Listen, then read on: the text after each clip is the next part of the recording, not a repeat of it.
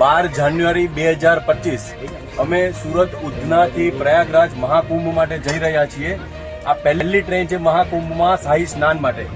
અમે બધા અમારા ફેમિલી સાથે મુસાફરી કરી રહ્યા છીએ ત્યારે 3:20 જલગાંવથી 3 કિલોમીટર આગળ અચાનક પથ્થરમારો થયો.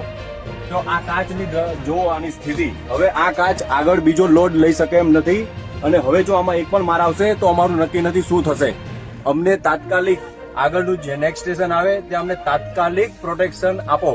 અમને અમારી અને અમારા પરિવારની સખત ચિંતા છે. મહેરબાની કરીને અમારી સુરક્ષાનું આપ સમાધાન આપો. घटना को पत्थरबाजी के तौर पे नहीं देखा जाना चाहिए. थोड़ा दूरी पर, मतलब जस्ट प्लेटफॉर्म से एक 16-17 कोच आगे गए होंगे तो उस समय लेफ्ट साइड से एक पत्थर किसी व्यक्ति द्वारा ट्रेन के कांच को मारा गया. उक्त घटना की सूचना हमें प्राप्त होने पर हमने मैसेज किया भुसावल आरपीएफ द्वारा उक्त ट्रेन को अटेंड किया.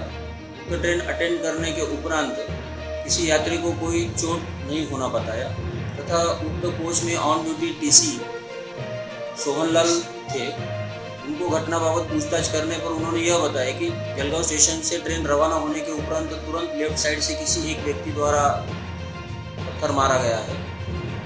घटना घटित होने के उपरांत मैंने घटनास्थल का विजिट किया तथा अभी तक उसके बारे में कोई सुराग हमें प्राप्त नहीं हुआ है.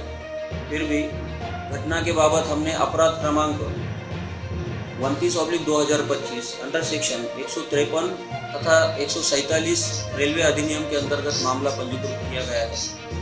मामले की जांच मेरे सब इंस्पेक्टर मनोज सोनी द्वारा जारी